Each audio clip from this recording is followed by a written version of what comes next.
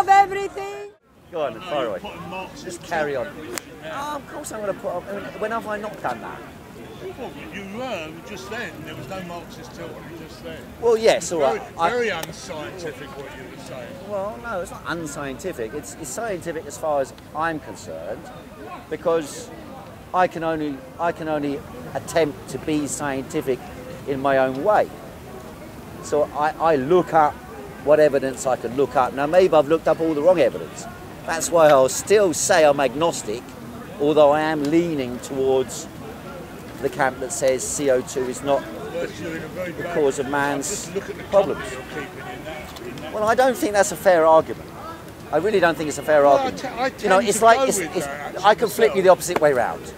Adolf Hitler was a champion of green ideas. Now, does that mean Greens are like Adolf Hitler? No. So therefore, saying that some. Sorry. Just because we all breathe. Well, but that's what you. Well, exactly. So that's what you just said. You said, "Oh, I'm in bad company because I believe this. Therefore, something's wrong." And there's other people, like, you know, people that come up to me and said, people online have said, "Well, what are you talking about?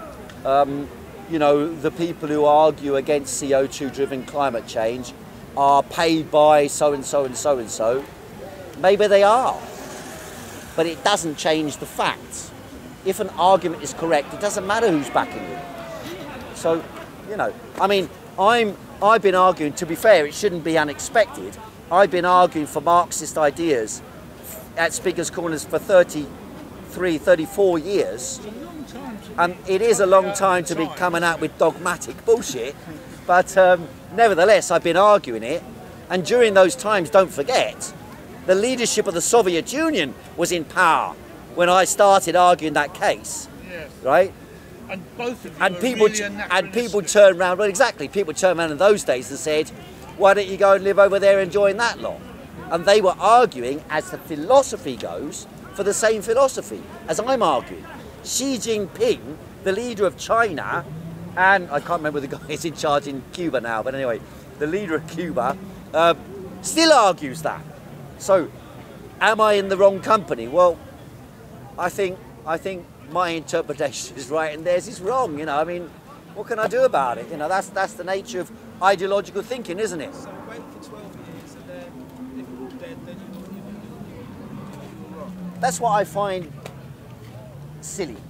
I wouldn't. This you know, 11, 12 years. Anybody who turns around to you and says, in 12 years' time, the world's... I mean, I did an interview, it's going to be on COE this week.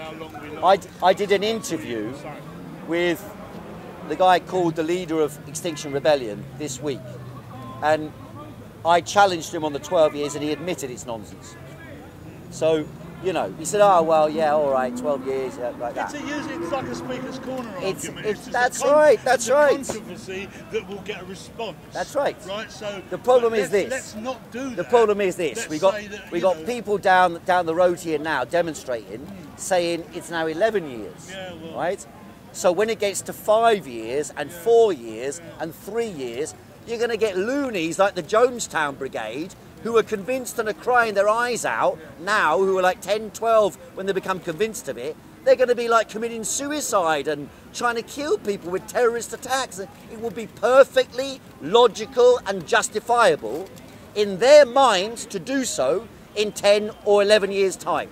If they really believe the world is going to be destroyed in 12 years, as they've been hyped up to think, and then in 11 years, not enough has been done to achieve what they want, well, surely, you know, 5 million deaths would be justified. Surely, to save the whole planet, wouldn't it? Wouldn't it? Wouldn't a war be justified? Where's going all over the place? If someone says and believes that in 12 years' time the world will be destroyed, they've given a date to it, 2030. If you actually believe that, yes, and there are people, I mean, I watched on telly a school strike in... I'm saying that we're in end times. I'm saying it could be. Okay. It could be 10, I understand 15 you're years. saying that. Could be the end I of understand the you're century, saying that. Right? But there is a movement at the moment based around the idea that it is a specific time yes, frame. But neither me or nor you believe that. So I let's agree. talk about, let's argue about what we're. But you we see, actually both but believe. Addy did say that. Addy did, but no, Addy didn't. Addy quoted Because he has- Addy quoted somebody else, to be clear. So- from Addy. so that- in fact, so he that's actually the argument. He went from 11 to 12 years But within a couple of minutes. So if we wait long enough, he's going to be at 15 years. I'm fine with that. I'm fine with that argument. What you're saying, I'm fine with. I don't think we're in the end times, but that's just a viewpoint. You're probably in the end times, and I'm probably in my end times, in a global sense. In the not too distant future. Well, What's that's that? what he's saying what I'm saying.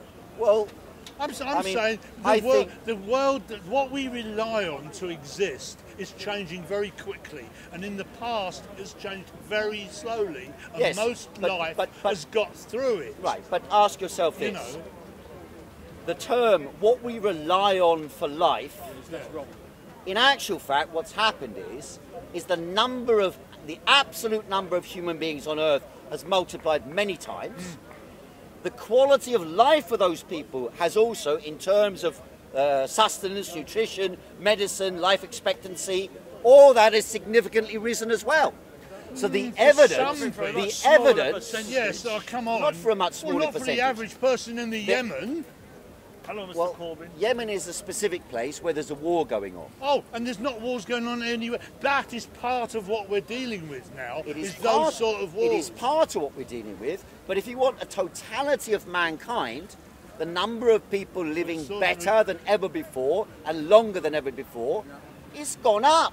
Yes, but everywhere in the world, apart from where there's a war or something of that nature. But Sorry? our It's society, sustainable. our society Well, who says it's not requires we sustainable? sell arms to people who are bombing the shit out Science of doesn't say it's Yemen. not sustainable. There are some scientists who claim it's not sustainable. Right? That doesn't mean science says it's not sustainable. It means some scientists, even sometimes in some sectors, a majority of scientists argue that. Whether a majority argues for one position or not is actually, for the scientific question, is utterly irrelevant. Yes. You know, it's of no relevance whether you have When is Mr. 99% Corbyn of gonna all get elected? scientists agreeing with something. What is relevant? What is relevant is one is evidential basis for something. So, for example, Science does, right? science should do that, but often it does not. Often it's based upon moral precepts pushing an agenda, which then is adopted by universities, by research institutions, and so on, which finances their activities. corrupted by their For example, finance, the moral precepts of the United States and British government have often included fundamental clauses which allow the United States and Britain to engage in warfare around the world and to spend vast amounts of resources on building that military machinery to slaughter people all around the I thought we were world. talking about pollution and climate change. We were, but that's part of pollution as well. Why don't you go In live fact, in Cuba? I've never been to Cuba. I understand you're a man of means. Yes. So if you want me to, Why I know you- you've why been you- here, I think, since about since I started speaking in 1986, if I'm quite right, Yeah, I 86. was here before you. So that's what I said, since I started Yeah. speaking in 86. Yeah. So as you're a man of means and you want me to go to Cuba, I'd be quite happy to take your donation. Right. A one-way ticket. Yes, I might buy a one-way ticket back as well, though. Yeah. Saying you should go to Cuba is like saying you should go to Dopey Land. Yeah, well, you should go. I think he's been there, though. You should go to clearly learnt it somewhere. Anyway, you've got a bit of attention now. It's on camera. Say hello.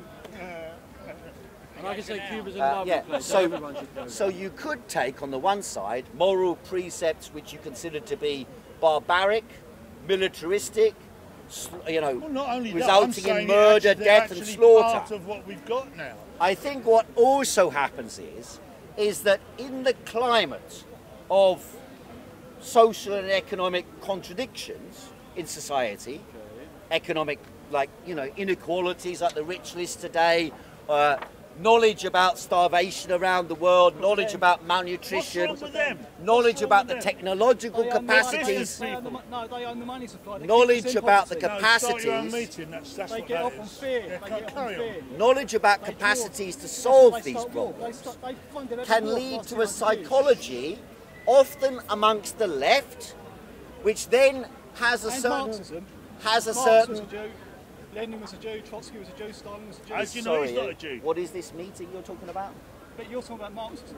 I was actually Look, talking you've about been down a military questions. photocopier, you've got your Mac together, get yourself a ladder, there's even a free soapbox Would be- over there, start your own meeting. By the way, Oh, what? a word of advice: ROTH. Yeah. You'll get there though. Yeah. TH. Yeah. I'm already there.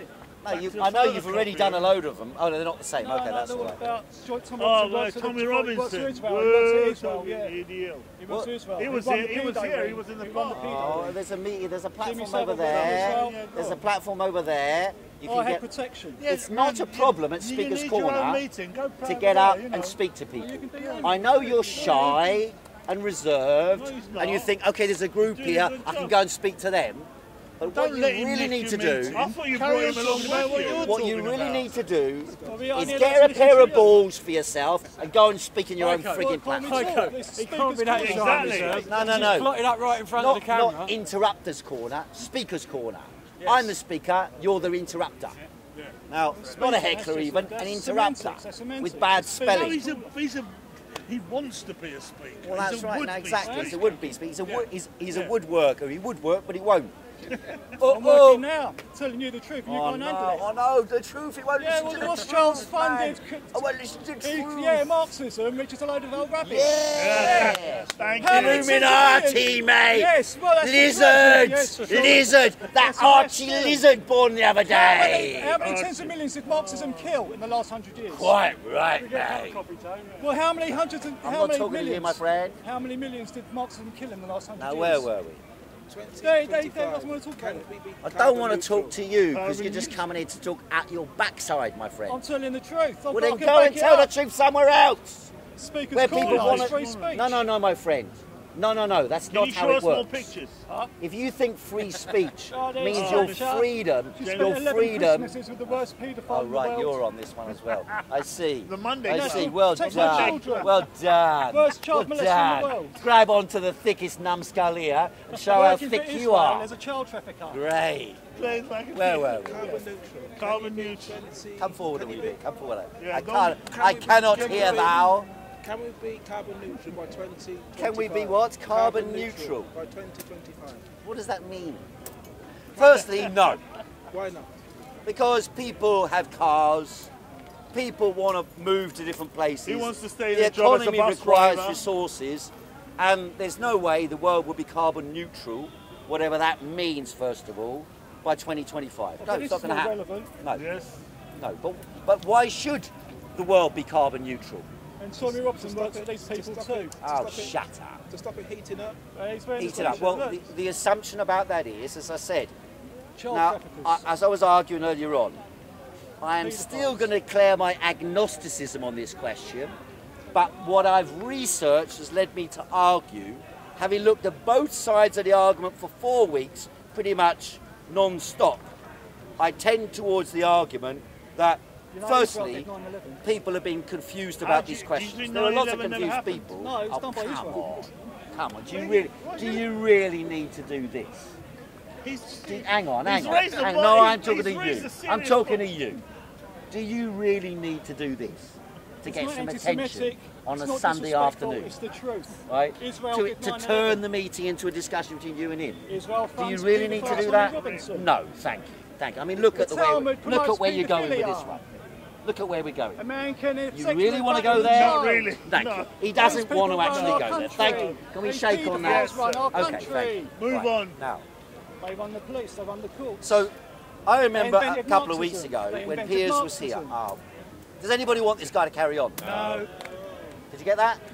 Speaker's corner. No, you're not understanding what Speaker's Corner is. How long have you been coming up here? Today? Huh? A few weeks. A few weeks. So what is Speaker's Corner? Speaks corner where people can't speak. Right? There's a difference between When freedom of people speech speak- and consideration. They're not. They're Well, not we're not allowed. exclusive. What, we're not allowed to even talk. Are we not? No, you No, are. you If can't just talk burst where into you someone want, else you can't just and interrupt prevent someone's them from conversation. speaking, which is what you're doing. Yeah, but You're the you're opposite of deluded. Speaker's Corner. I'm You're not trying to speaking, I'm prevent. listening to you, and I'm You're telling trying you to Marxism was prevent invented by all the Jews. those people who gathered And it around killed tens to of millions of discuss people in the last 100 whether they years. agree with me or not, to discuss a body of ideas in a reasonable and rational conversation. Whether they agree with me or not. You have come here to interrupt the meeting, to prevent the other people and myself from engaging in that discussion, and you're then claiming that you're defending free speech. Yeah. You are undermining free speech, my friend. If you were defending free speech, you'd walk over there on your own, gather a little crowd round you. You've got all your little, what do you call it, PowerPoint, Facts, glossy evidence. Yeah. So why don't you present it to people who want to listen to you? Because you know that you haven't got anybody who's going to actually listen to you. So you have to go into somebody else's meeting and then think, fucking hell, look, I've got a telly. Right? No, my friend, you're not going to get away with it. Now, the question was... Carbon neutral. Carbon neutral. What is it? Well, I remember here a couple of weeks ago, Piers Corbyn got up and he grabbed this placard. He's got a tendency, I've known him a long time, and he got this placard out and he said, CO2 is the gas of life. And I thought, oh God, he's lost it again. And then I went away and did research. That's what I do. Right? I got a doctorate by doing research. Really? Right? Yes. Which university? Yes, that rubs off on you, my was friend. Was that Pyongyang University? It was King's College London, I know actually. it was Pyongyang. But I know. Pyongyang is also good Yeah, really? in certain fields. yeah? Yes, Yeah, in good certain job they didn't fields. chop your head off, just in case you went against the King's leader. College it was. King's College. The King Jong-un College. Yeah, that's right. Very good. Well done. Nearly. Better than arguing with him, anyway. So Can't argue with me, 'cause you're not So got I facts, looked that's at the what you're question, and if you look at the question as well, because it's unfortunate that there are a lot of people in this world of ours who, instead of investigating questions, they just adopt positions that they hear. saying. Paedophile. And they tend to side and often are swayed by emotion.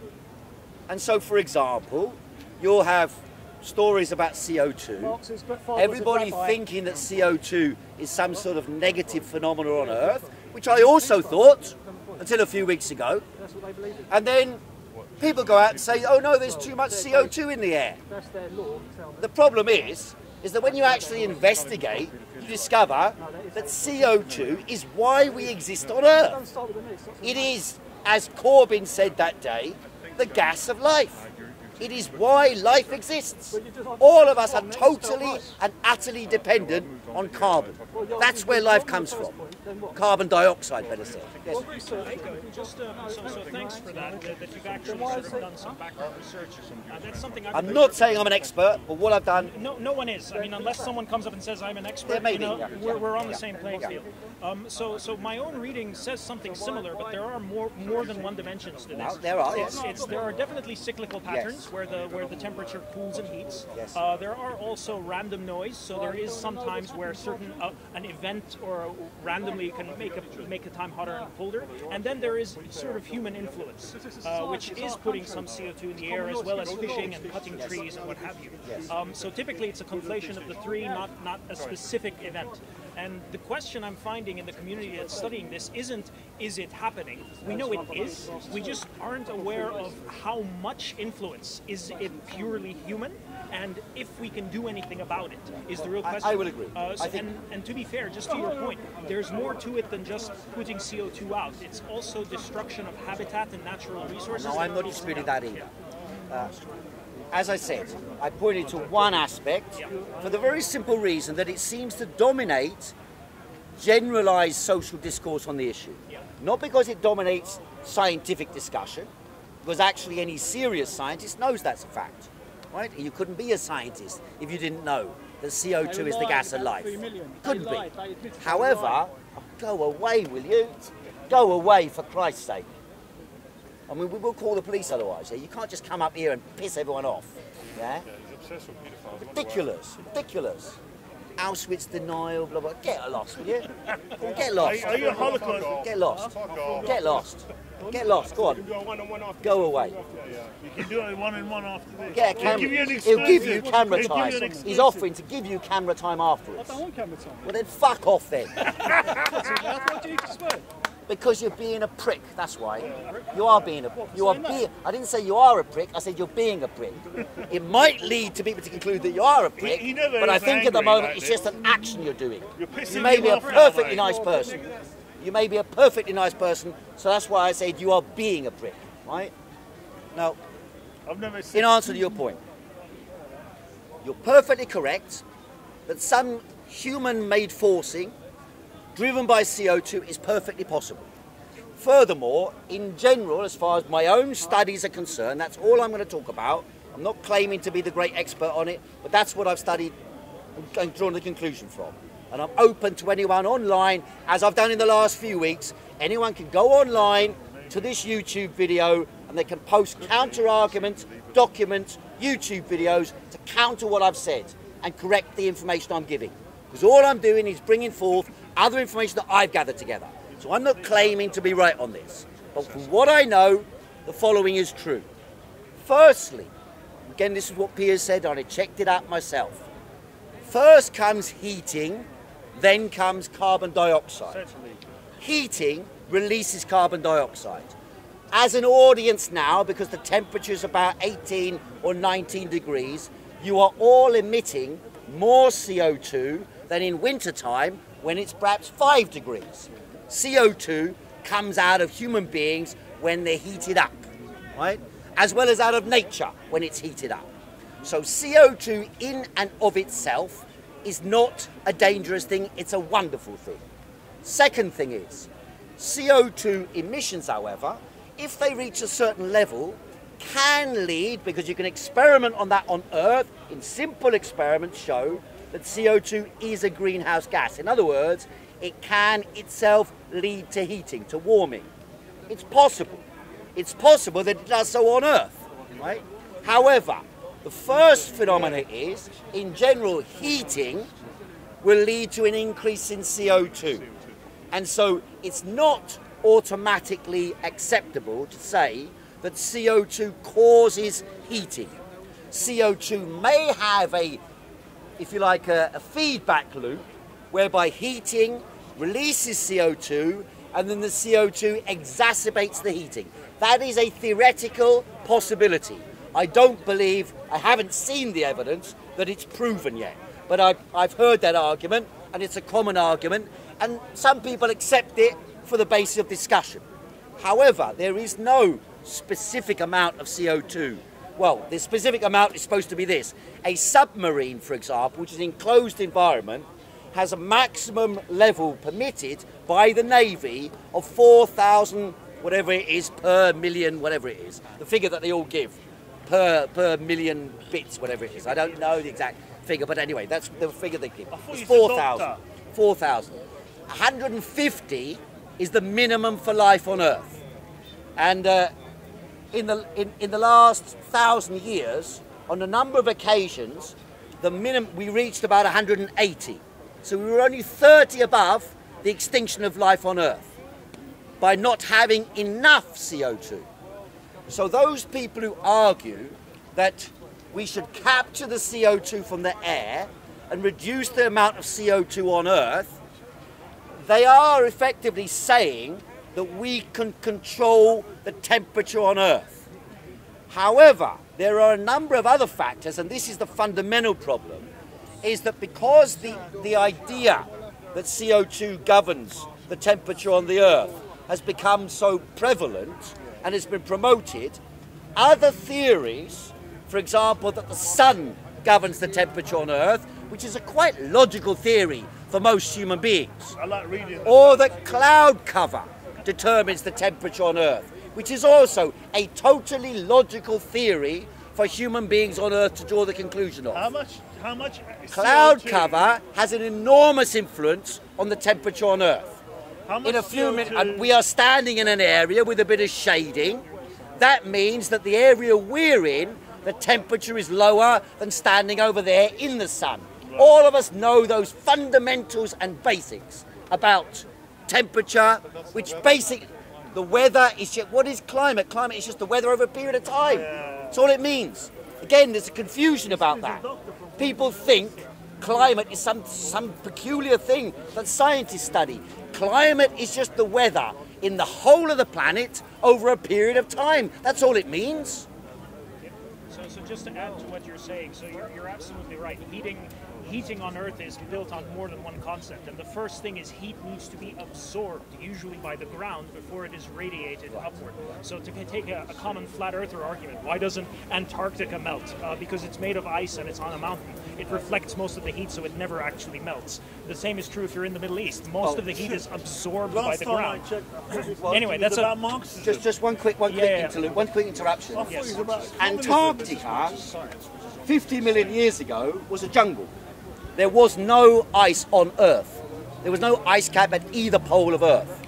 And the amount of CO2 in the atmosphere, well, we can measure. One is, there has been research carried out in Antarctica which shows the fossil records in Antarctica of trees, plants and animal life that existed in Antarctica. There were dinosaurs, there were subtropical plants and so on and so forth in Antarctica about 50 million years ago. And this was a period of enormous flourishing of life on Earth. And the amount of CO2 in the atmosphere during those hundreds of millions of years, and that's hundreds of millions, we've only been on Earth for 2 million, hundreds of millions of years on Earth, CO2 was around 1,000, whereas it's now about 400. So, you know, there is no threat to life because of CO2. So they found that in the Arctic. Should we plant It used to be a 5 swamp. million trees? I don't have any problem with people planting trees, and I agree Like a crocodile. that we must distinguish, and I think that's the key point here, we must distinguish between pollution and CO2.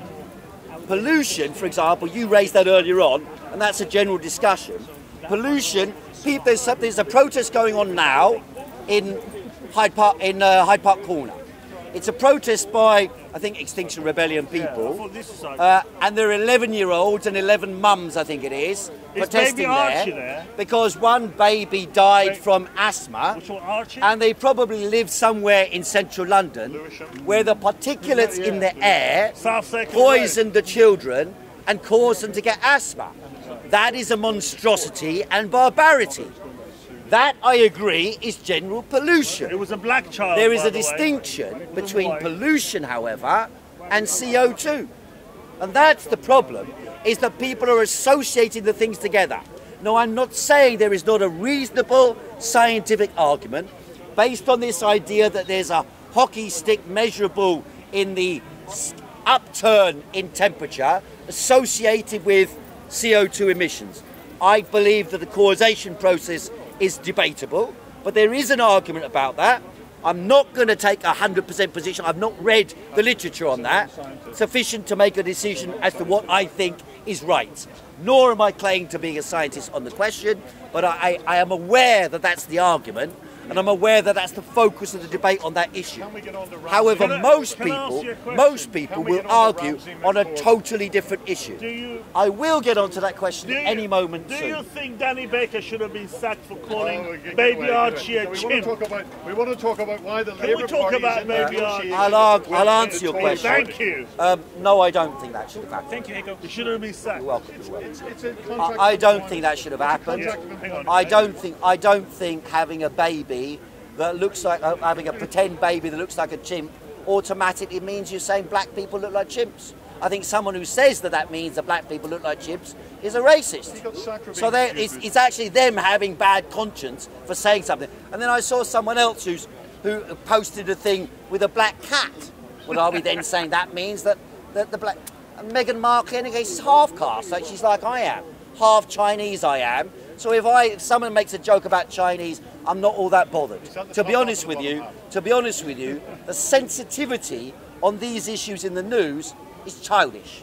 And it's the type of discussion I think that's become commonplace in political debate nowadays, and that is that the imaginary sensitivity of people is exaggerated to the extreme.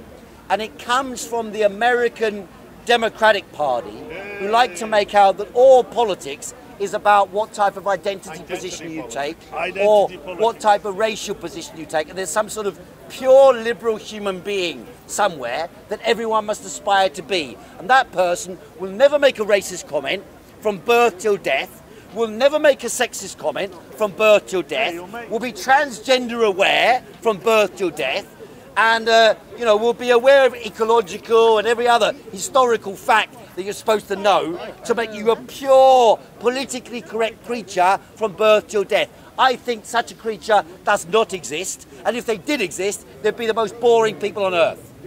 Okay, so why is the leader of the Labour Party, Ramsay McCorbin, why is he negotiating with the very people who populate the political representatives of the people who populate the Sunday Times rich list? Why is he in negotiations with a party that's failing? I found this rich list today quite enlightening. One is because one of the first things they say is, they talk about, and again, this is the issue here. Remember when Tony Allen was here a few minutes ago and said, I think we're in the end days. I think we're in terrible times. And what I'm saying is that scientific ideas and ideas that sway the population are often interconnected. Scientists are not immune from the pressures of society. Yes, they are. So well, they're not immune from that. Well, okay. Sorry, are you telling me that Newton's mathematics, which is still used... I said they're not immune. I didn't say Newton. Yeah, I said scientists are not immune. That's one scientist. They are immune. I said scientists, Einstein. plural, meaning the community of people who are defined as scientists. They are not immune from the general social processes in society. As people, but the process of science is immune. The process of science may be immune, but identifying what is science from amongst the mass of noise that is called that are called scientists is another thing. No, Karl Popper, the are you a ex-Marxist, scientist? If you get a degree, if you get a degree, right? If you get a degree in chemistry, are you a scientist? Not necessarily. No. If you get a PhD in chemistry, are you a scientist? It depends whether you publish scientific ideas. Let's say you publish an article in a paper about chemistry where you discuss different viewpoints in chemistry. Does that make you a scientist? It sounds like you're a journalist. It sounds like you're just looking at different discussions. Most scientists don't actually, I mean, I think you could call them scientists because they're working in science. Does that mean they've got an idea that you must listen to above somebody else? No. No. Does that mean they're morally good? No, they make nuclear bombs, they make chemical weapons, they make poisons, they make gases, they work for companies that destroy the earth, as well as making medicine, curing people, helping people, you know. There are multiple types of scientists. But you Marxists... They are part of society. Right. And because society, the mood in society, is swayed by other factors than science, for example, economics. Economics is a powerful force on science, which means that huge swathes of scientists on Earth work for the arms industry. Does that make them good or bad? No. It means that they are swayed by the wealth in society, focused on the military, to produce weapons to kill people. Does that mean they're bad? No. Show me the it means that they are scientists. On Newton's mathematics of the... I just said to you, I didn't say Isaac Newton. Well, he's a scientist. I said scientists. The scientific community. Of course I'm generalising. That's why I use the plural S at the end of scientist. One case against your generalisation, and I could one case does not disprove it. What is the economic influence one case of on the society contrary on Einstein's ideas? Well, equals MC squared. Where's the capitalist influence on that?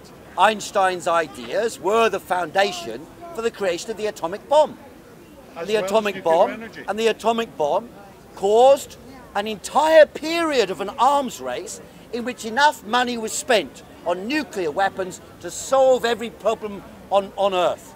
Every social and economic problem and cultural problem on Earth could have been solved with the money that was spent on nuclear bombs. And so this is not a neutral question. Although Einstein was a socialist like myself, Einstein, I believe, was a progressive, socially minded individual. Yes. But does that mean that in the context of the world that he lived in, that his ideas could not be manipulated for interests that opposed to his own ideas? No. So it's not contradicting my argument. And as for Isaac Newton, well, Isaac Newton was only able to develop his ideas because He was in Cambridge University. He had financing, resources and so on. There may have been many people living in the fields of England digging up shit all day long who might have had brains more competent than Isaac Newton. Maybe, but because the resources impossible to were not know. pushed to... Exactly. So he's not simply immune from the influences of society. In fact, he's a product of that society. And therefore the idea that science is somehow independent, is not connected, is objective, that's nonsense. It is objective. What about the idea that the science is disconnected from the man? So you're saying there was some other guy in a farm who had the same ideas. Could have The done. man is irrelevant. It was the idea generation that was relevant. It was the what? So it's the generation of the idea, the science of the idea which is relevant. It couldn't be improved. As far as science is concerned, you're correct. Now, the point is, why at certain times in history do ideas appear?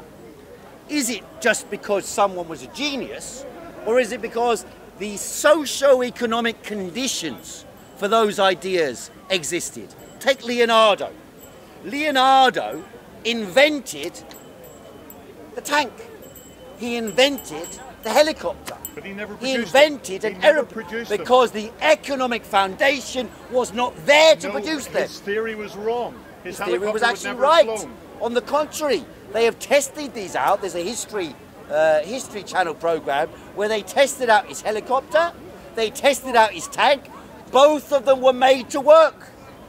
So it's not true that his ideas could not have been Entertainment. applied. You're watching an The entertainment. problem, and in fact, in ancient Greece, they even made a steam engine, but they couldn't apply it at the time because the technical level of development of society was not sufficient to provide the economic foundation, the material basis to develop that scientific idea.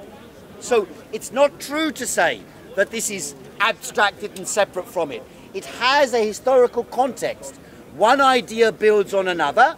Sometimes there are revolutionary leaps. But those revolutionary leaps also are dependent upon the socio-economic and technical foundations. No. Now, again, I just one additional point before I let you come back. Pure science One with additional point, him and then technology. you. One additional Pure point, science with technology. and that is the atmosphere in society also shapes the ideas and the views of science communities about such concepts. So, for example, we were discussing earlier on the theory of the Big Bang.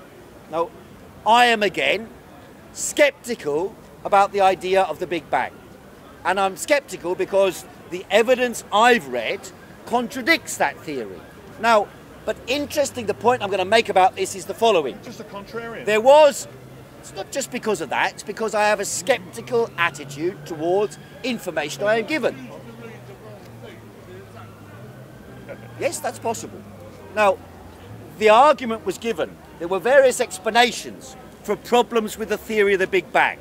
Because Big Bang was a postulation invented by a priest, Lemaitre.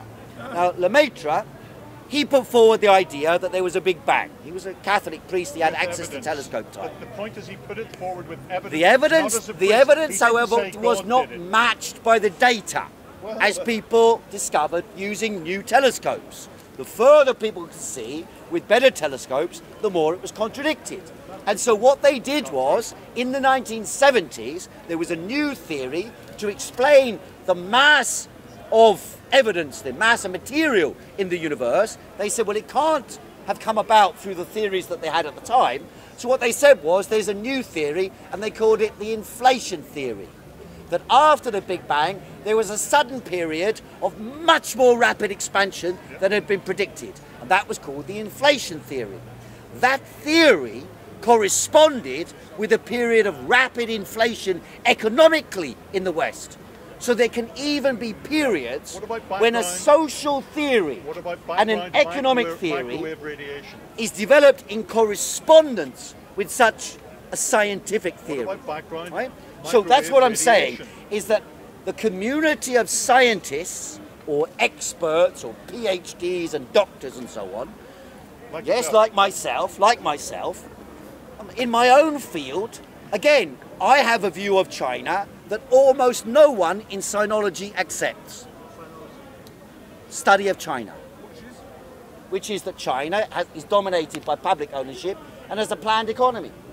And that's what drives its economic growth. That's my argument. I've been making that for 15 years. What about the coastal region? There are people who now say that's true. What about the coastal And it's region? gradually becoming accepted that that is true. What about the coastal regions? What about them? Explain why That's half where you the have all the people Western in China's major cities are all corporations wearing making masks. cheap shoes and other computers. It does explain it. It does explain it because China has a planned economy similar in its basic structure to the Soviet economy. And in order to drive growth and development, which is the primary objective of the government, rather than permitting private companies to make profit, it drives growth as an objective in and of itself. So that growth objective supersedes the pollution objective. Having said that, because they have a planned economy, they have shifted that focus in the last, certainly since the 12th five-year plan, 2010. And the consequence of that is that the pollution has gone down significantly. Has it really? Yes. I think you'll find most of the pollution is further out into the wilds of China. They are, however, you're And right. all the pollution You are right. creating things are either put in other countries or are put out in the parts of China which are not under the microscope. Well, there's a peculiarity. There is a That's why peculiarity, they've got a million waves and there is some truth in what you're because saying. They want their land so they can do that. There is some truth in what you're saying. One of the peculiarities of that, which connects in with the green argument we were having earlier on, is the following: is that in Europe and America, there was a strategic orientation to say we no longer want to have carbon-emitting coal-fired power stations and the reliance on coal. So what they did was they shifted the factories to India and China. And they produce far more coal than Europe or America ever did, partly to solve the problems of production of the West. And so that we could greenify our consciousness, whilst at the same time China polluted its own people. What you were arguing against. No, it's an explanation. I wasn't taking a moral standpoint on China. I was describing what my theory of China explains. Marxists don't deal with morality. Sorry? Marxism just doesn't deal with morality at all. Marxism does deal with morality, but it takes a different view on morality to most people.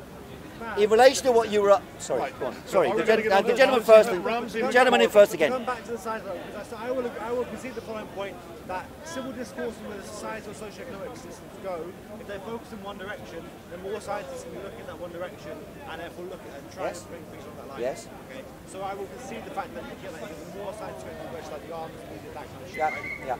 But the notion that ultimately we accept things because we was like, oh, we acquired this social theory isn't true. Because what? Yeah, the argument that over a long period of time, that just because the society thought it was the case, that then scientists would just miraculously say that was the case over a period of time isn't true.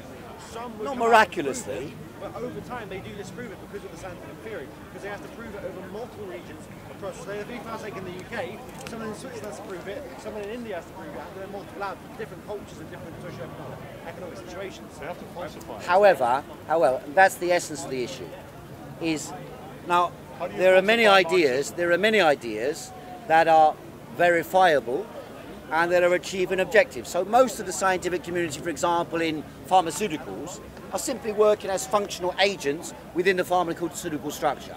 They're not necessarily inventing anything. They're just carrying out tasks. For example, checking, preparing, analysing, trying to reform the structure of one drug or another in a minor way.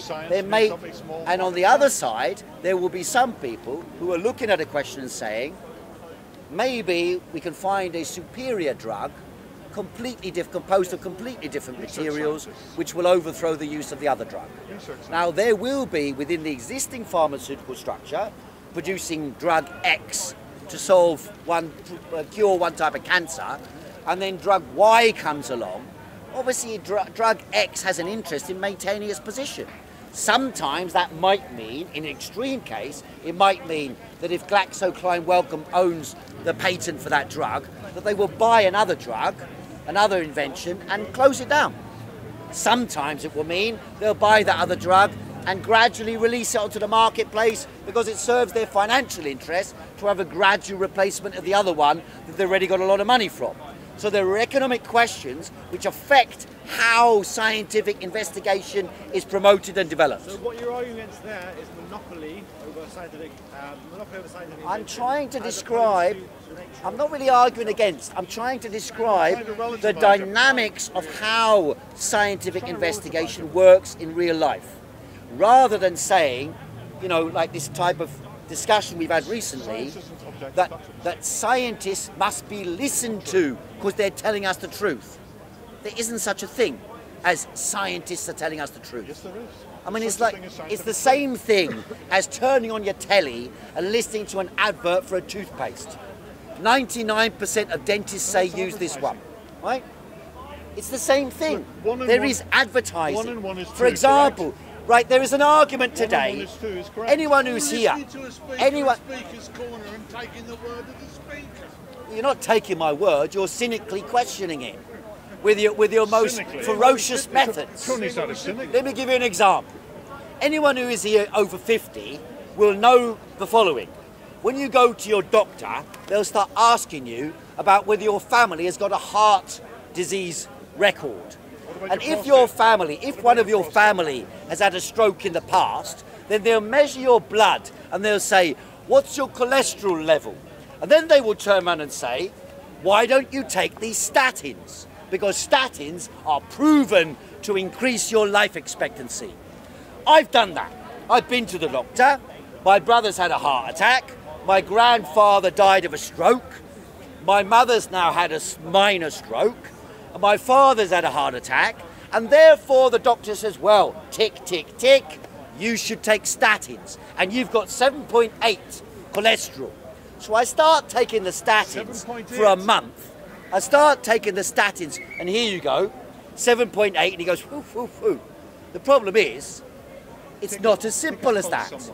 Once you begin to investigate, you discover 7.8 is a meaningless number. It doesn't tell you whether you're liable to have a heart attack or not. 7.8 doesn't distinguish between good cholesterol and bad cholesterol. It's just a calculation. Now, the problem also lies is that statins are being sold to doctors by pharmaceutical companies who have propagated the view, which is a statistical fact, that if we get everybody over 50 taking statins, the percentage of, or the total number of people who die will be something like 10,000 less every year. And therefore, millions of people must take statins so that 10,000 people supposedly will be saved. The problem is this. Once you start taking, like I started taking statins, you get a flush like someone's poured hot water down the back of your leg, inside your leg. Then you get pins and needles in your feet, going up your leg, in your head, on your arms. Your arms, you wake up sometimes, your arms don't move. You wake up sometimes, your legs and your arms don't move. From the statin. And there was nothing wrong with me. And what about that? I gave up the statins after a month and I was fine. All gone. The only reason I was taking statins was because the pharmaceutical company had sold the statins to the NHS as of course I didn't deny the statistical evidence, but the statistical evidence is not individualised to the person. It's a generalised statistical blanket, which is swamped on the population because the pharmaceutical companies want to make money. Have you had a conversation with your doctor about your prostate yet? My prostate, yes I have, yes. My prostate is okay, but not great. That's all we need to know. Do you believe him? Do you believe him? Do I believe what? The doctor.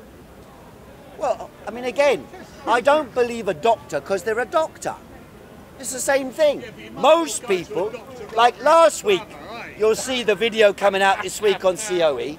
I did an interview with the leader of Extinction Rebellion, Roger Hallam, the guy who organised the campaign and was involved in this thing, Rise Up.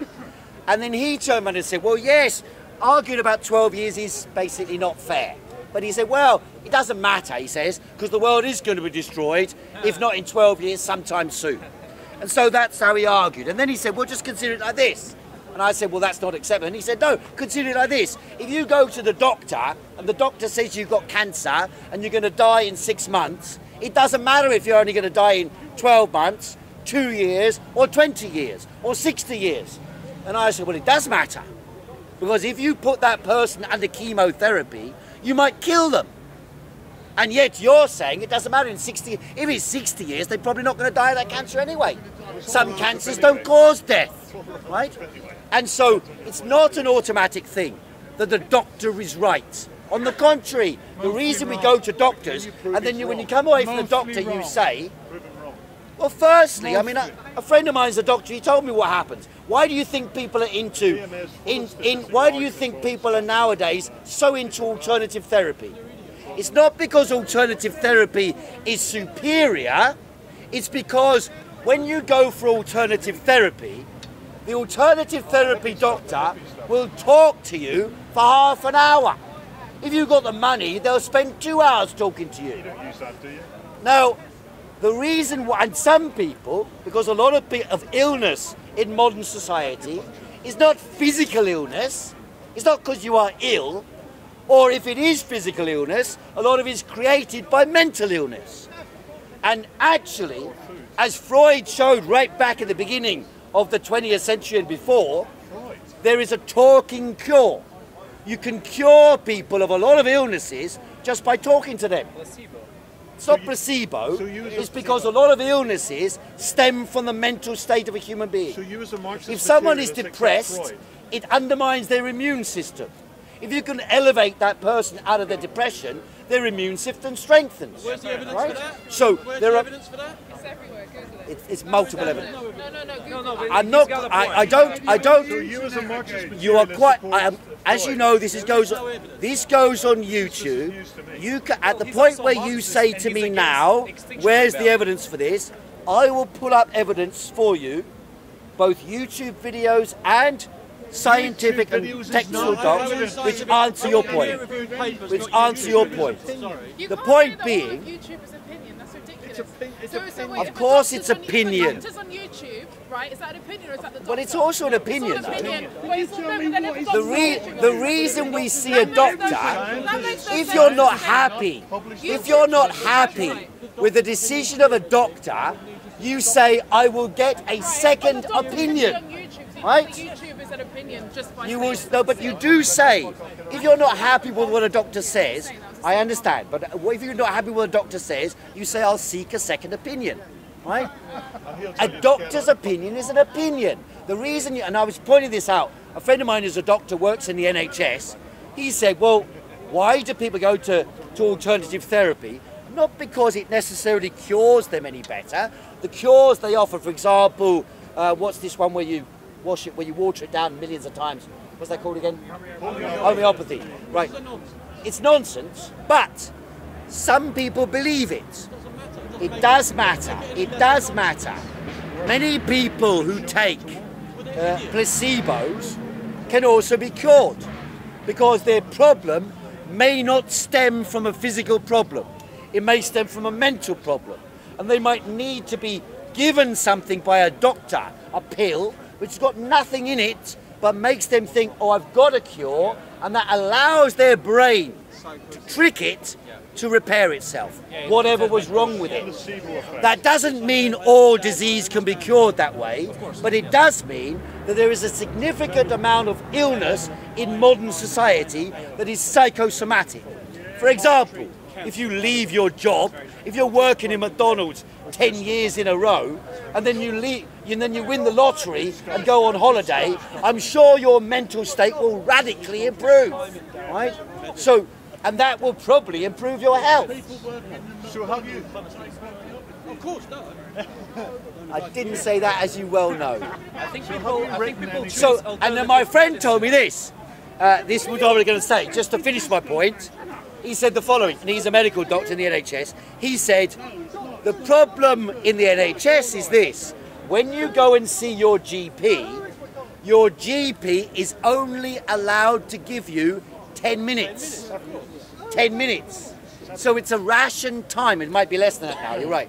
It's a ration time. And in that ration time, you can't necessarily explain everything that's wrong with you.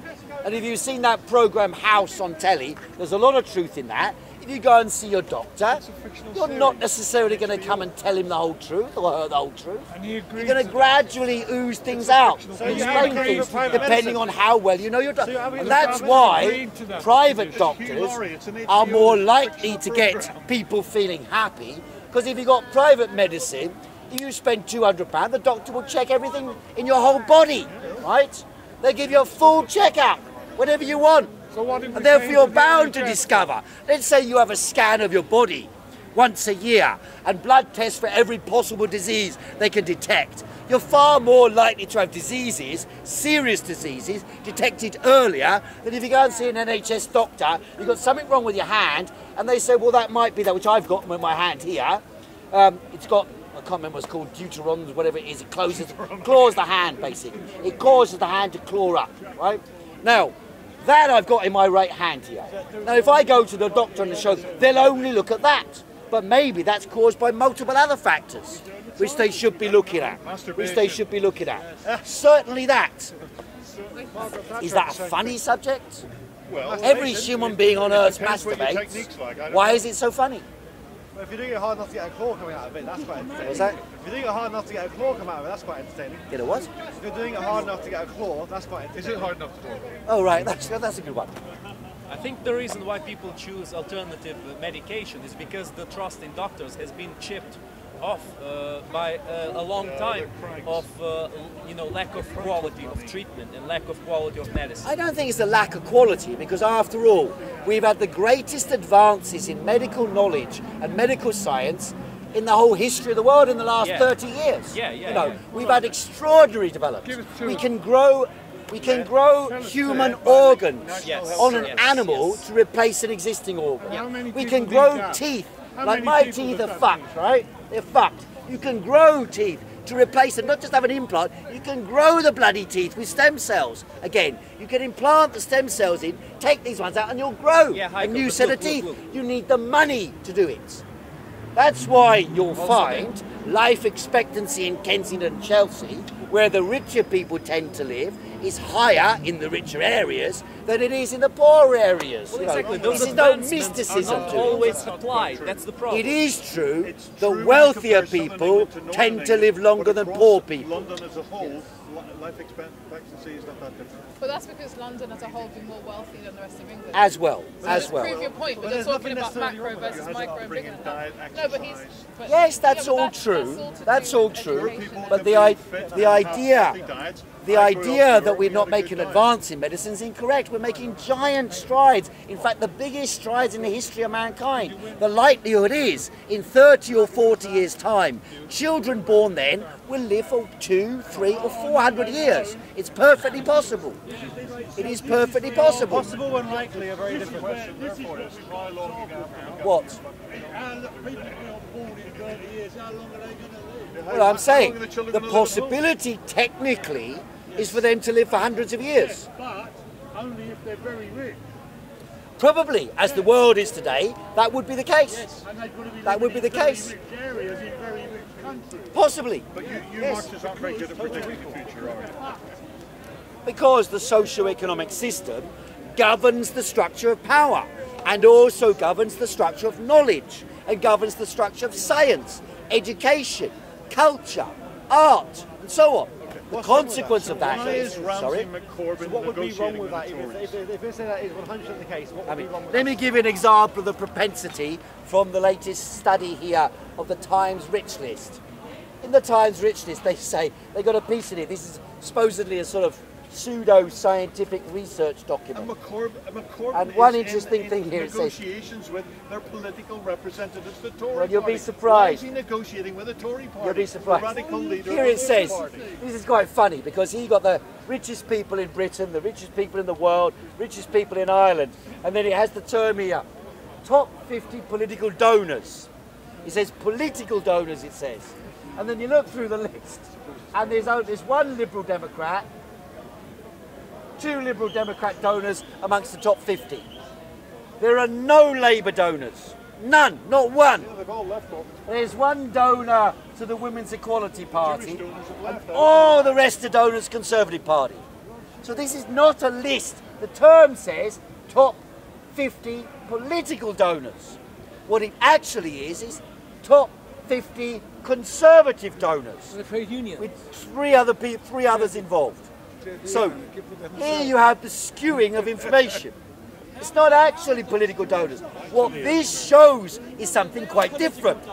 What this really shows is that economic power is concentrated around a particular political agenda, which explains something else. That's by reading it, and it said This is the political. scientific evidence for it. This is the scientific evidence for it. Coming on to the question you're pointing out. It then goes on to say, as we're talking about Marxism, it again goes on to say, it says, the performance of, better said here, after 12 months dominated by volatility on the high street, Brexit and a roller coaster ride on the stock market, many of the 1,000 millionaires and billionaires who populate today's Sunday Times rich list are bruised by the experience and are fearful of, wait for it, Corbyn-geddon. Corbyn-geddon. The performance of Theresa May's zombie government has convinced many of Britain's wealthy that an ardent Marxist is now within touching distance of Downing Street. So this tells you from the data and evidence about the wealthiest people in Britain why there is a constant hysteria against Jeremy Corbyn. Look at the last Not only in the media, not only on the television aspect of the media, but also amongst the intelligentsia and inside the Labour Party. No, hold on. Inside the parliamentary Labour Well, Party. what's the evidence? Part of an older That's generation, what so- this so shows. you're part of an older generation, okay? So you would remember the nationalised What older rails, generation? Okay? Remember so what? You'd remember the nationalised rails, right? Nationalised rails, you remember those? Well, Do you- it's not a memory. There are many countries got nationalised rails. But in the UK when they were a bit shit, right? Do you remember the time They're when shit they're a now. bit She shit. tried to Now. travel from Yeah, but the St. renationalisation doesn't have to be done on the Go same on, go on. basis. Go on, go on. You also John remember, McDonnell you also said it remember won't be the same as prior before. to Thatcher, the 3 or 4 day working week and the rolling blackouts we had in the UK. 3 or 4 day working week would be a very good idea. In fact, a 3-day working week would be a logical step to make in society. But prior to Thatcher, Because- do you remember that happened? There was rolling I blackouts. remember. I was a child. I remember. Rolling Yes, blackouts. yes. Okay, cool. You mean there was a dispute between the coal mining industry and the workers working within it, and the government who wanted to decimate it? No, because it wasn't functioning properly, which is why they had to stop. No, it was functioning properly. No, it wasn't, 'cause The the government unions weren't letting take the up. government didn't like the power of the unions. Because the unions were letting the No, it's because the government was representing big business, as it does today, and in doing so they wanted wages to be reduced. And the easiest way to reduce wages is to undermine the collective bargaining power of the workers. why The is strongest Chairman group of Corbyn workers negotiating with was the the miners' Labour Party? union. Well, what the So they unions wanted to break the miners' union so that they could drive down the wages of all workers in Britain. all the countries that we and bought coal atomise from, the workers. all the countries that we then bought coal from laughed at our mining industry, okay? Because we had no tech advancements, we had bought no jobs. What we was doing was just maximising the number of Why workers. was there no tech advantage? Because the unions wouldn't let it happen, because it would Not undermine because the number the of unions, it's Because because the government didn't invest. they were giving them fucking I shit lived tons in a of money. mining they village, weren't. mate. There was They no weren't. investment in the mines. They weren't. They weren't. And the run fact the of the matter mines is, down. the peculiarity of that argument is, and it was answered actually by a document called The Plan for Coal, written by Andrew Glynn in 1984. And if you read that document, he's a professor at Oxford University, an economics professor, and he wrote this document which analysed all the evidence on that question. Plan for Coal, Andrew Glynn.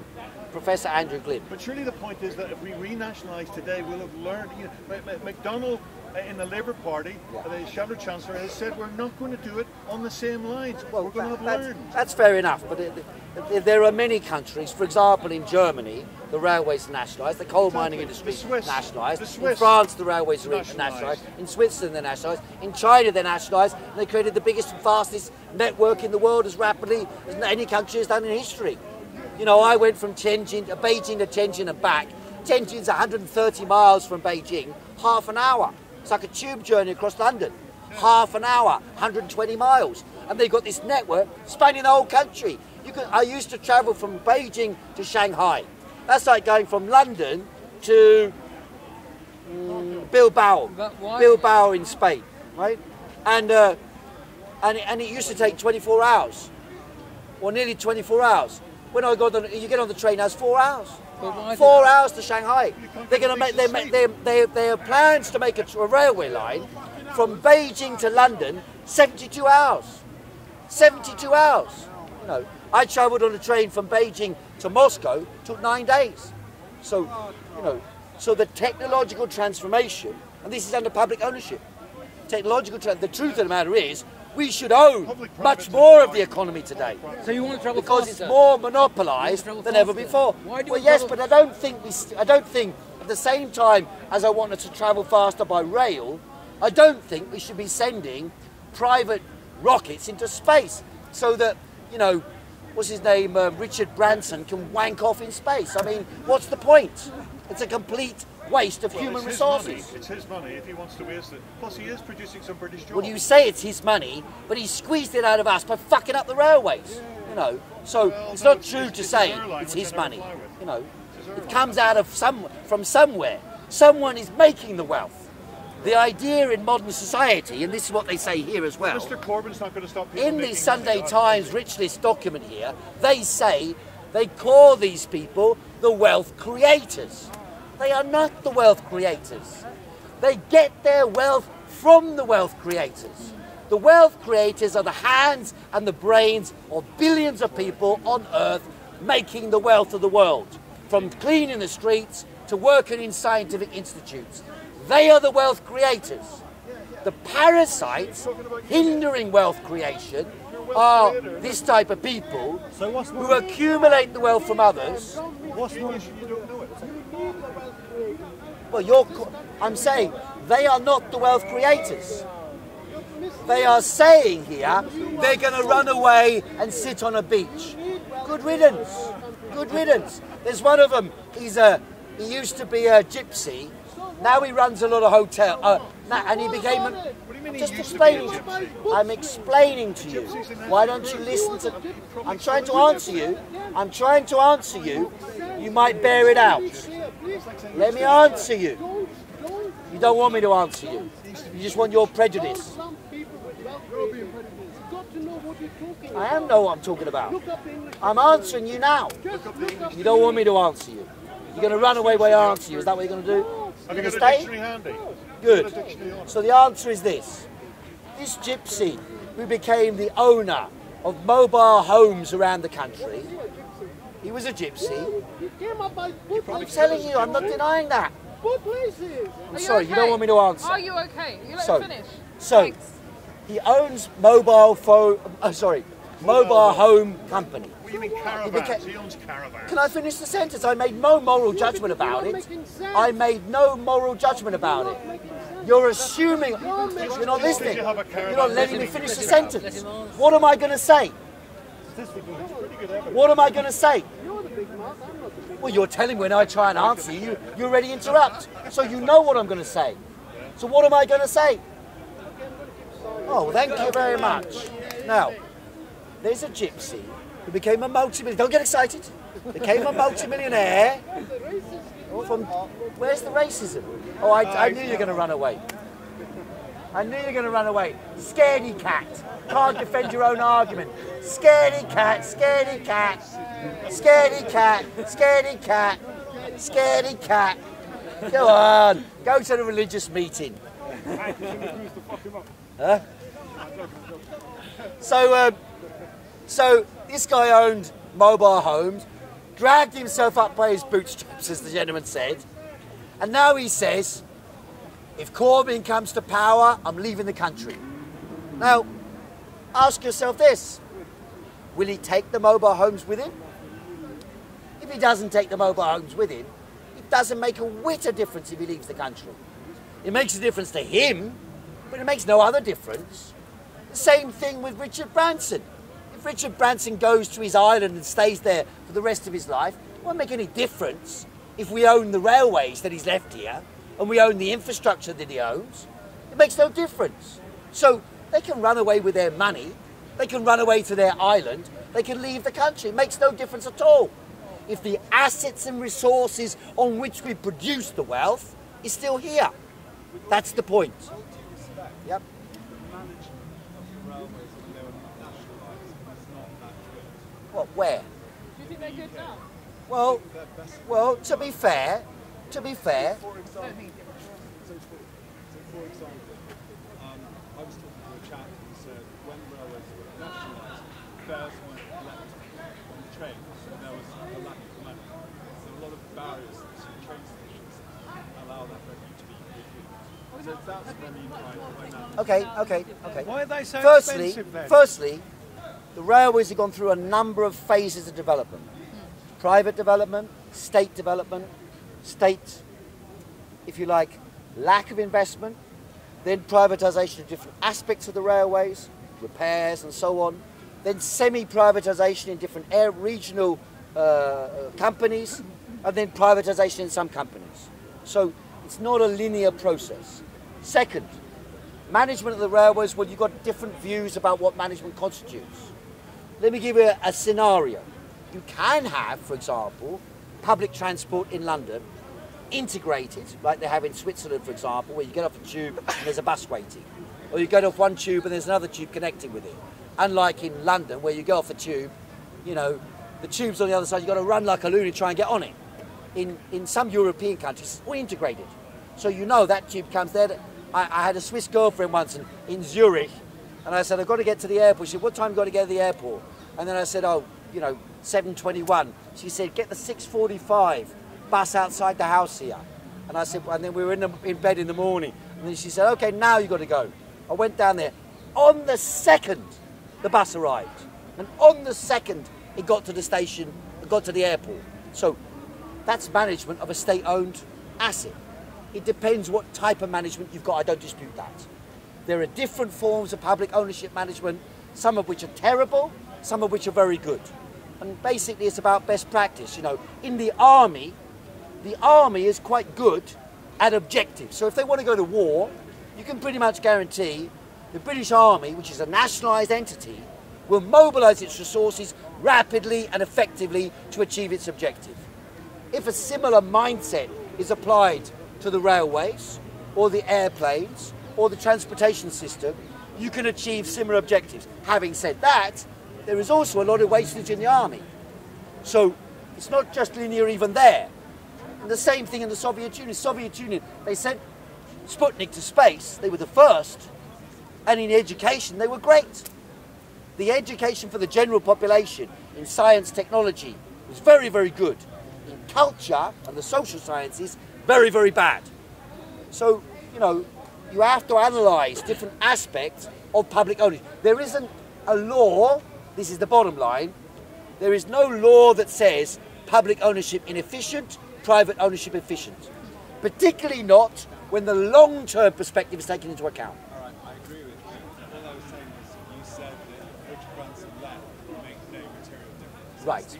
I was saying that the management... Well, okay, in the case of Richard Branson, I think there's a reasonable argument that his management is not good, at least of the railways. Multiple complaints about the condition of the railways and multiple fines imposed by government for breaking the rules on the agreements that they'd made. Nevertheless, you could have a management of a private company today, which you might nationalise tomorrow, that might be better now than it would be under nationalisation. So what's the solution to that? The solution to that is you pay those people to stay on, who are good managers, and you sack those who aren't. That's not so complicated as you might imagine. And that might mean you compensate them perhaps even more than under private ownership on some occasions. On other occasions, less than private ownership. Incentive schemes are difficult to work out and depend on circumstances. Maybe the brightest brain in the world, for example, under Ken Livingstone, I remember he was always called the dirtiest red on earth, but under Ken Livingstone, remember there was outrage when he employed a guy from the United States in New York to run the tube system in London, and he paid him £1 million a year, and there was outrage. Nevertheless, he did actually improve the railway system in London, so paying £1 million was relatively irrelevant. It might have made some people angry, but it was a relatively small question compared with the whole of the journeys in London. I've been speaking a while. We talked about a lot of subjects. Thanks very much for joining in. See you again next week.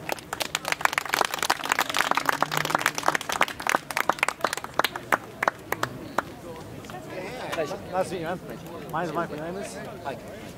Heiko, there was some question that I mentioned. Do look that up or send me an email. You'll see on YouTube is Heiko, H-E-I-K-O and C-O-E, and you can join in the discussion on that. If there's any questions you have about those, you can send me an email. I'm actually a big fan of the channel as well. Oh, right. But I was trying to find that. Content over everything. From your man, say it straight. Man, don't listen to BBC. Man, don't listen to ITV. In our boundaries on the offences and stuff like that, yeah? So for me to say fuck a rat in the pussy ain't really a big deal. You can't speak his corner. What do you want me to say? The thing that shocked me, and the thing that shocked a lot of people, it wasn't that he said that. Tanner's always been a disgusting troll, but other white people should have spoke out against that. As whites, they should have gone and condemned it. They didn't condemn it. There was no condemnation of Tan. Yeah, man. But yeah, like, so yeah, fuck a rat in the pussy. That's how you, sometimes you gotta let people know.